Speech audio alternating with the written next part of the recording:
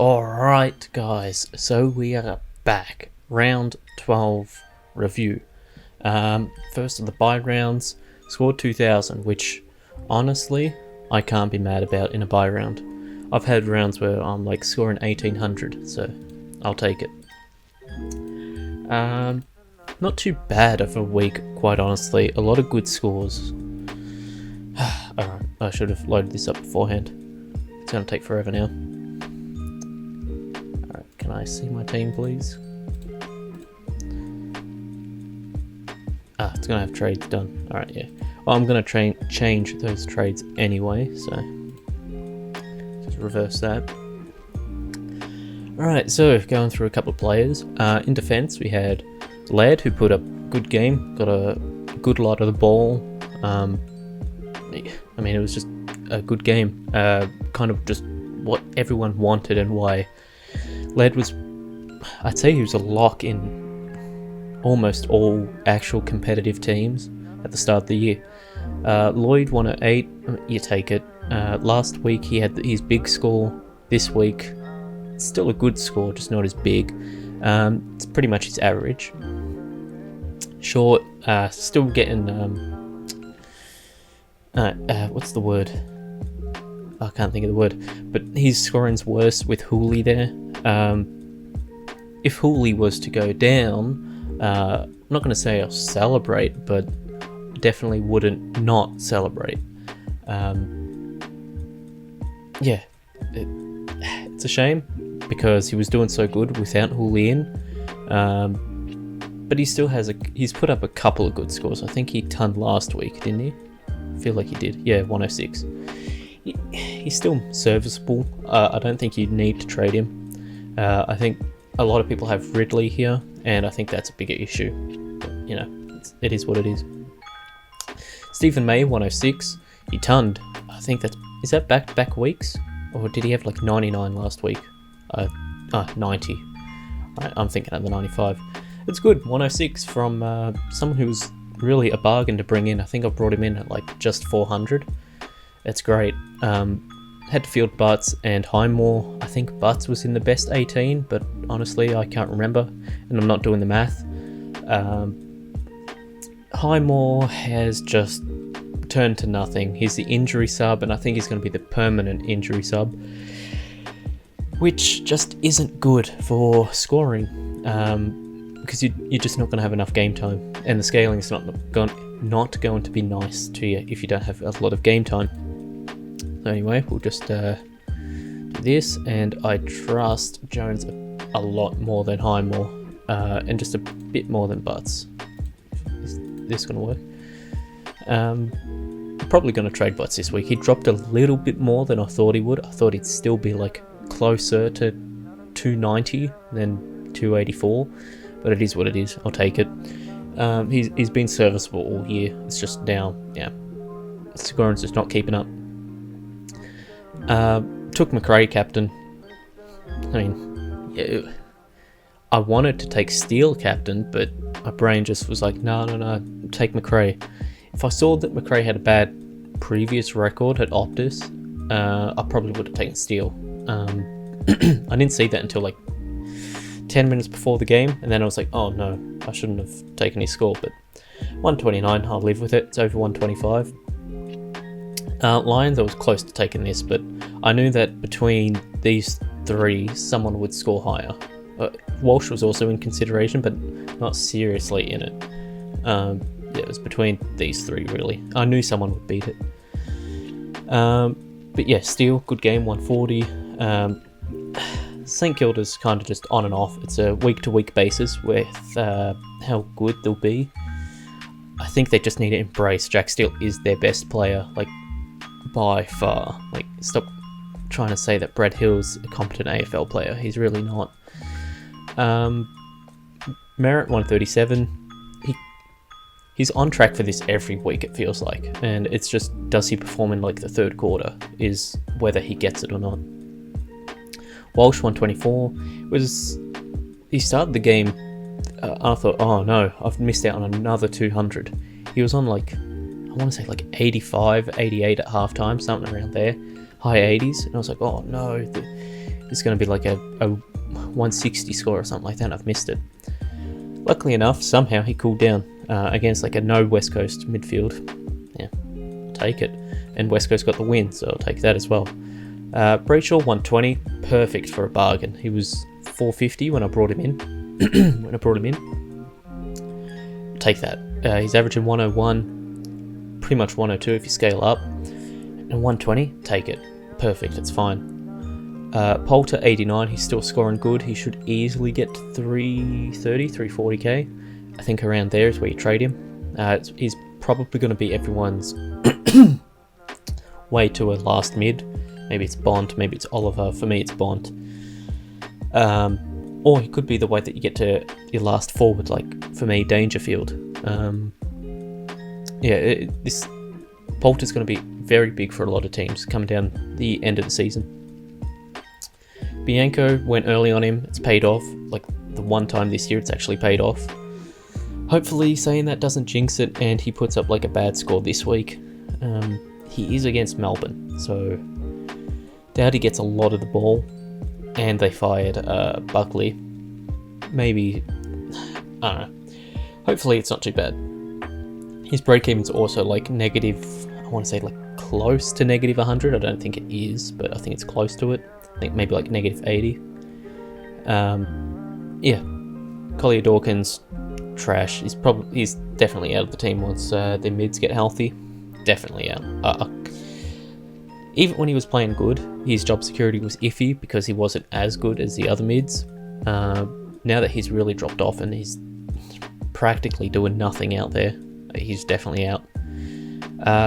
Finlay might come back since Buckley's gone, and maybe he'll play like an actual role, like midfielder. Yeah, the position he's listed as. He's listed as a midfielder. Maybe. Downey, I doubt he comes in. But between Dawkins and McRae, one of these two, they're going to be, what's his name? Newcomb. Jai Newcomb, something like that. He's confirmed to be debuting this week. Another reason I waited on this video, the main reason was I was just busy this week with exams, but one of them is Newcomb. Grundy didn't play, still nothing to read into. It's just precautionary. He has struggled with neck injuries throughout his career, and using your brain, you're not going to bring him back against Melbourne, who has like the best ruck in the competition. Who do you have last week? Adelaide. You're not going to risk your star player coming out to get injured to Adelaide, who you should already beat without him. I think that's fine. I think their bye is next week, and then he'll come back the week after. That's my prediction. A lot of people brought in Goldstein, and a lot of people brought in O'Brien. I think O'Brien was the better of the two if you like had to trade him. Maybe you couldn't field 18 with Grundy and you had to trade him. I think O'Brien was the better pick. Gawn 138. Probably should have captained him, honestly, but I mean vice captained him. I feel like his game was Friday night or something like that. Yeah, I was close to doing it, but then I thought, I'll take Lions. Didn't work, but Dusty 102. Take it for a game that